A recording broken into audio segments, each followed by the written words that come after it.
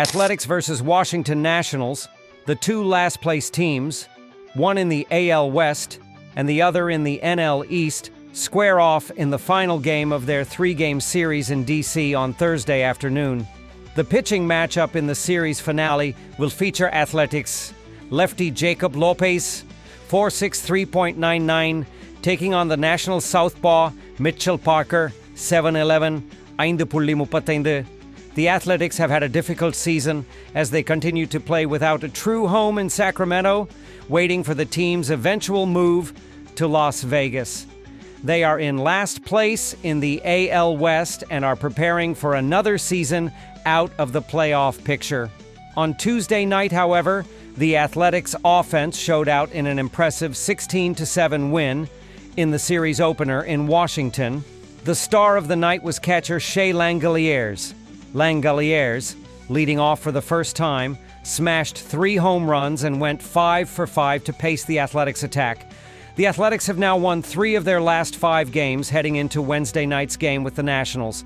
They will turn to lefty Jacob Lopez to wrap up the series. Lopez is 4-6 on the season in 17 appearances, including 4 quality starts. He has an ERA of 3.99 and a WHIP of 1.34. Lopez has allowed 64 hits in 70 innings of work, including 11 home runs. He has walked 30 batters and struck out 84.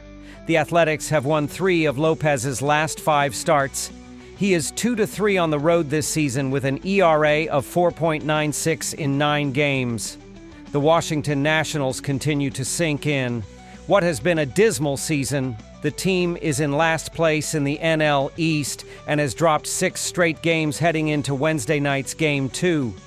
Things came off the rails in Game 1 of the series against the Athletics. The Nationals allowed 24 hits and 16 runs in the one-sided 16-7 loss. Starter Mackenzie Gore allowed 12 hits and 8 runs in just 3 innings of work. The bullpen didn't fare much better, surrendering another 8 runs over the final 6 frames as the game spiraled out of control. Washington's defense looked flat and disengaged, and the team's lack of urgency was apparent in nearly every phase. The offense showed brief flashes, but they were quickly buried under the weight of the pitching collapse. If the Nationals hope to salvage any momentum, they'll need a significantly better showing from both their rotation and relievers in Game 2. The Nationals will be playing for pride and future jobs for the rest of the season. They also hope to get stronger performances from their pitching staff the rest of the way as they sort out which players are good long-term fits for the team's rebuilding plans. In the series finale, they'll go with lefty Mitchell Parker, who has shown flashes of promise despite inconsistent results this season. Parker is 7-11 in 22 starts with a 5.35 ERA and 1.47 WHIP. Over 117.2 innings, he has allowed 130 hits, 15 home runs, and issued 43 walks while striking out 77. While he has the potential to eat innings, he struggles with command and tends to give up hard contact when he falls behind in counts. The Nationals have lost 3 of Parker's last 5 starts, with 2 of those outings seeing him fail to get past the 5th inning.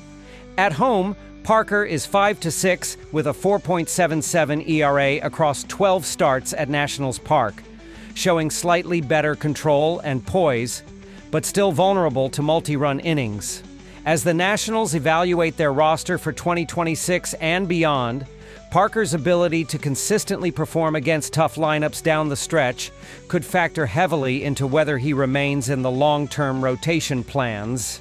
The Athletics should have a slight edge on the mound in a battle of southpaws on Thursday afternoon. The Athletics' Lopez has shown a strong propensity for getting swing and misses, tallying 84 strikeouts in just 70 innings of work. That will play well against the free-swinging Nationals lineup on Thursday, which ranks in the top 10 in strikeout rate over the past month.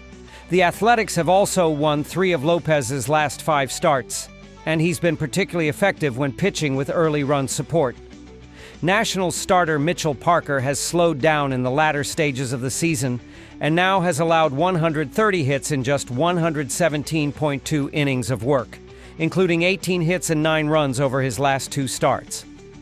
Parker also doesn't generate nearly as many punch-outs, which increases his reliance on defense, something that hasn't always been sharp behind him. More balls in play against one of the league's premier power-hitting teams spells trouble, especially on the road. The Athletics, who have been better than expected at home recently, should take advantage and close the series with a win on Thursday afternoon. Expect Lopez's strikeout stuff and Oakland's patient bats to tip the scale in their favor. After analyzing both teams, my pick for this match is Athletics ML. Drop your thoughts and predictions in the comments box. Chicago White Sox versus Seattle Mariners. On Thursday, the Chicago White Sox will take on the Seattle Mariners at T-Mobile Park, and this is the second meeting of the season between these American League opponents.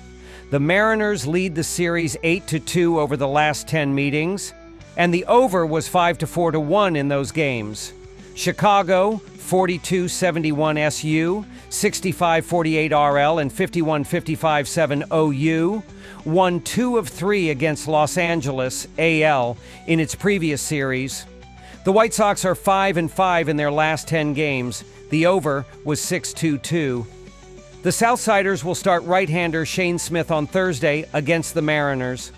In his last outing, the 25-year-old allowed 2 runs on 2 hits and 4 walks in a 4.1 inning, no decision versus the Angels. He is 3-7 with a 4.25 ERA and 1.31 WHIP in 19 appearances, 91.0 IP this year, including 2-4 with a 4.25 ERA and 1.38 WHIP in 10 road outings, 48.2 IP. Chicago hasn't been much more competitive in 2025, trailing division leader Detroit by 23 games.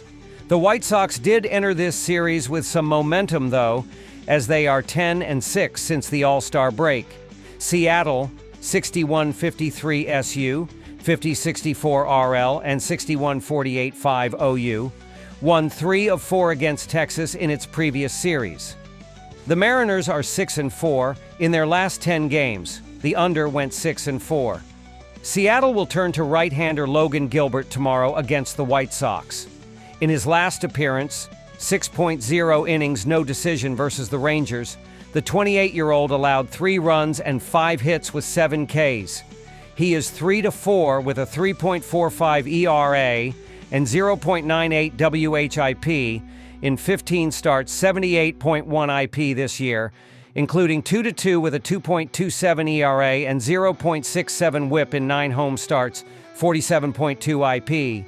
Gilbert has been exceptional at T-Mobile Park, where his command sharpens and hitters struggle to square him up.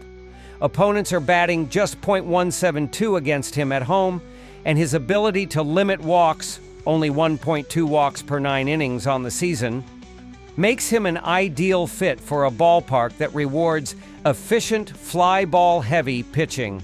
His 4-seam fastball and slider combination remains one of the most effective 1-2 punches among AL starters, and if he maintains that level of command, he should put Seattle in position to win once again. Seattle was among the most disappointing baseball teams last year, as it wasted a fantastic pitching rotation, 2.85 ERA and a .205 OBA, with an inability to provide run support. The Mariners ranked 20th in runs, scored in 2024, averaging 4.1 per game. Close losses were too common for M's fans, but they have more to cheer this year. Seattle has been more productive at the plate in 2025, ranking 11th in MLB in runs scored, 4.6 per game, and added slugger Eugenio Suarez, 37 home runs and 89 RBI from Arizona at the trade deadline. Suarez brings a much-needed power presence to the heart of the lineup, helping lengthen a batting order that previously lacked depth beyond its top few hitters. His ability to change the game with one swing has already paid dividends in key moments. Additionally, Seattle has seen improved plate discipline across the board, with several younger hitters cutting down on strikeouts and extending at-bats, something that plagued them throughout last season. Chicago hits .228 batting average / 300 on base percentage / 364 slugging percentage / 664 OPS on the road, and .226 / 295 / 363 / 658 in day games.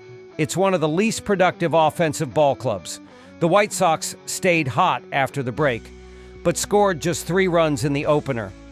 Their lineup continues to lack consistent contact hitters and struggles to generate rallies without relying on the long ball. Gilbert has a 27.9% K percent and 31% whiff percent in his previous outings against current Chicago hitters and should continue to flourish at home. His ability to mix speeds effectively and generate swings and misses up in the zone gives him a clear edge over a lineup that ranks near the bottom of the league in strikeout avoidance. If Gilbert establishes his fastball early, he's in prime position to dominate this matchup and potentially work deep into the game with minimal damage. While Smith is less effective than Gilbert, he fared well in his return to the mound from his ankle injury, allowing 2 runs. He held Seattle to 3 runs in 5 innings earlier this season at home, and should pitch fairly well tomorrow in pitcher-friendly T-Mobile Park.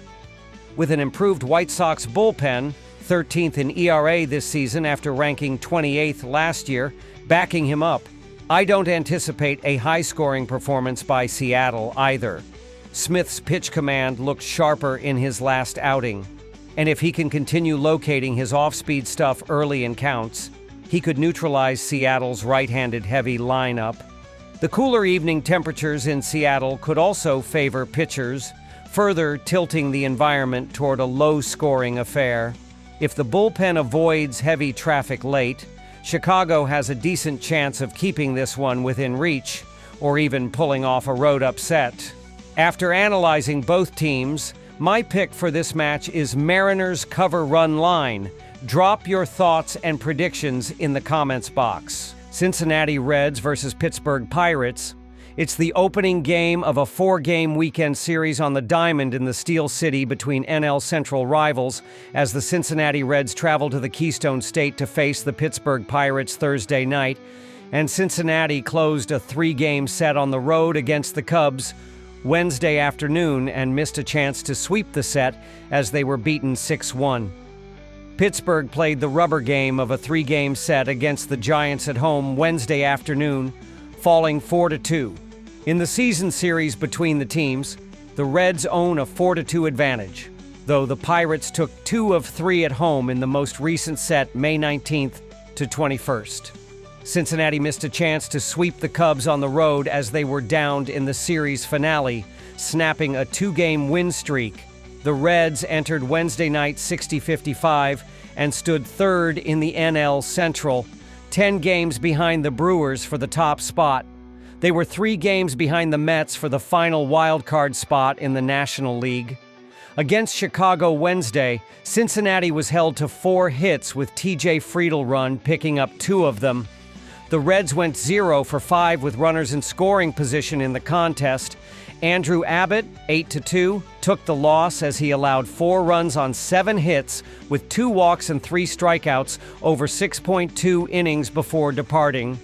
Brady Singer takes the hill for the Reds as he makes his 23rd start of the season in this contest. He is 9-8 with a 4.36 ERA, a 1.305 whip, 44 walks, and 111 strikeouts over 115.2 innings of work on the year. Singer earned the win in his last start, which came against the Braves at home Friday. He threw 6 innings, allowing no runs on 4 hits with 1 walk and 10 strikeouts in a game the Reds won 3-2. In his last 3 starts, Singer is 2-1 with a 4.60 ERA, a 1.02 whip, 4 walks, and 19 strikeouts over 15.2 innings of work. Singer makes his 5th career start against the Pirates in this contest. He is 2-2 with a 5.66 ERA, a 1.597 whip, 12 walks, and 18 strikeouts over 20.2 innings of work against them. Singer is 0-2 with a 5.40 ERA, a 1.90 WHIP, 8 walks and 9 strikeouts over 10 innings of work in 2 career starts at PNC Park. Pittsburgh held the lead late in the rubber game of their series against the Giants, but let it slip away Wednesday afternoon. The Pirates entered Wednesday night 49-65 and sit in the basement of the NL Central, 21 games behind the Brewers for the top spot. They were 14 games behind the Mets for the final wild card spot in the NL playoff picture. Against San Francisco Wednesday, Pittsburgh finished with 8 hits as Nick Gonzalez, RBI, had 3, while Andrew McCutchen added a pair. The Pirates were just 1 of 6 with runners in scoring position and left 7 runners on base in the game. Andrew Heaney threw 4.2 innings, allowing 1 run on 2 hits with no walks and 1 strikeout, but didn't factor in the decision. Dennis Santana, 3-4, took the loss in relief, allowing 2 runs on 3 hits with no walks or strikeouts in 1.1 innings of relief. Paul Skeens gets the call for the Pirates as he makes his 24th start of the season in this contest. He is 6-8 with a 2.02 ERA, a 0.92 WHIP, 34 walks and 154 strikeouts over 138 innings of work on the year. Skeens didn't factor in the decision in his last start, which came Saturday on the road against the Rockies. He threw 5 innings, allowing 4 runs on 5 hits with 2 walks and 8 strikeouts in a game the Pirates went on to drop 8-6. In his last 3 starts, Skeens is 2-0 with a 2.12 ERA, a 0.88 WHIP, 4 walks, and 23 strikeouts over 17 innings of work. Skeens makes his 4th career start against the Reds in this contest. He is 3-0 with a 0.53 ERA, a 0.706 WHIP, 2 walks and 25 strikeouts over 17 innings of work against them. Skeens is 9-5 with a 2.21 ERA, a 0.968 WHIP, 31 walks and 145 strikeouts over 134.1 innings in 22 career starts at PNC Park, where he continues to dominate with elite command and swing and miss stuff that keeps hitters off balance. Both teams were in afternoon action, though the Pirates have the edge of not having to travel for this one. Singer was sharp in his last outing against the Pirates, but he has had his issues against the Pirates in limited action this season. He is winless in his 2 starts at PNC Park in his career, giving up a combined 8 runs in those outings. Meanwhile, Pittsburgh has been up and down this season, but Skeens hasn't been the problem. He leads the National League in ERA and averages better than a punch-out per inning, consistently shutting down opposing lineups with a dominant fastball-slider combo. Skeens has won his last 2 decisions and should keep the Pirates in the game. With the offense showing more life at home lately and Skeens dealing, look for the Pirates to come up with the victory here. After analyzing both teams, my pick for this match is Pittsburgh Pirates. Drop your thoughts and predictions in the comments box. Miami Marlins versus Atlanta Braves. The Miami Marlins, 55-57, and the Atlanta Braves, 47-65, will begin their 5-game series in the NL East on Thursday. These division rivals need to make up a couple games, which is why they will sneak in 5 games by Sunday. These teams met twice in April, splitting the series over the 2 games. Miami will start Yuri Perez, 2.70 ERA, with Atlanta sending out Carlos Carrasco, 5.68 ERA. The Miami Marlins are still holding on to their playoff hopes, but just dropped 2 straight games at home against the Astros. They had won 5 straight before the matchup with Houston, including a sweep of the Yankees on the road. That hot streak temporarily revived their momentum and gave them a much-needed boost in the standings. Miami is currently 3rd in the NL East and 9 games behind the division-leading Phillies. With the wild-card race tightening, every game is starting to carry more weight. In their last game, the Marlins got 2 hits and 2 RBIs from Jacob Marcy in the loss, as the 24-year-old rookie continues to make the most of his limited opportunities. His emergence has added a jolt to the lineup, even as the team struggles to regain consistency against top-tier opponents. Miami will need to tighten up both offensively and on the mound to stay in the postseason conversation down the stretch. Marcy is their 24-year-old rookie who has only played in 5 games so far this season. He has already hit his first home runs and has 3 RBIs while batting .500 in his very limited appearances at the plate. Despite the small sample size, his early production has generated excitement around his potential as a long-term contributor. Skyle Stowers made his first All-Star game this season after starting his career with the Orioles. The outfielder is leading the team with 25 home runs and 71 RBIs, while batting .293 at the plate, with the 14th best batting average in all of the MLB. He has become a cornerstone of the lineup, delivering power and consistency from the heart of the order. Agustin Ramirez is an up-and-coming catcher for the Marlins. He bats second in the lineup with 17 home runs and 50 RBIs. Ramirez continues to show maturity beyond his years at the plate, combining good plate discipline with surprising pop for a catcher. Yuri Perez will make his 11th start of the season as a 22-year-old right-hander. He has a 4-3 record, with the team going 3-2 over his last 5 starts. His ERA is 2.70 to go with 51 strikeouts against 18 walks on the year. In his last start, Perez pitched 6 scoreless innings against the Yankees in a win. The Atlanta Braves have fallen to 4th in the NL East, and the gap is widening as they continue through the second half of the season. Atlanta is now 8 games behind the Marlins for 3rd in the division, and a full 17 games behind the Phillies at the top of the NL East. Atlanta just lost their first 2 in a series against the Brewers and will look to rebound here against Miami. The Braves got outscored 10-3 in their first 2 games against the Brewers in their most recent series and will need to grab some wins soon to stay competitive in the National League. Matt Olson has been their top power hitter this season as he leads the team with 18 home runs and 68 RBIs on the season while playing first base and batting second in the lineup. Jurickson Profar has taken the leadoff spot recently. The former Padre now has 4 home runs and 12 RBIs on the year after missing several games with an injury. Ronald Acuna Jr. is their star outfielder. He was an all-star this season but will miss this game as he is on the 10-day IL. Carlos Carrasco will make just his 2nd start of the year for Atlanta. He has a 2-2 record on the season to go with a 5.68 ERA and his 30-12 strikeout to walk ratio. In his last start, Carrasco gave up 3 earned runs in 6 innings in a win over the Reds. The Marlins are sending out the better starter and have been the better team over the past month as Miami has taken over the 3rd spot in the NL East. Perez will hit the mound for the Marlins. He has a strong ERA at 2.70, and he hasn't allowed more than 2 earned runs in his last 6 starts. Perez has led the recent surge for the Marlins and held both the Yankees and Orioles scoreless in recent stretches. His poise and command on the mound have been crucial, and he's shown a growing ability to pitch deep into games while keeping his pitch count manageable. Carrasco will be on the mound for the Braves, but he has only made 2 starts all season, which will allow the Marlins to continue to put up strong numbers in a win.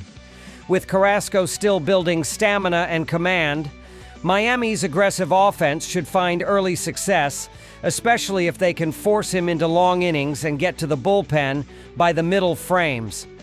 After analyzing both teams, my pick for this match is Miami Marlins ML. Drop your thoughts and predictions in the comments box.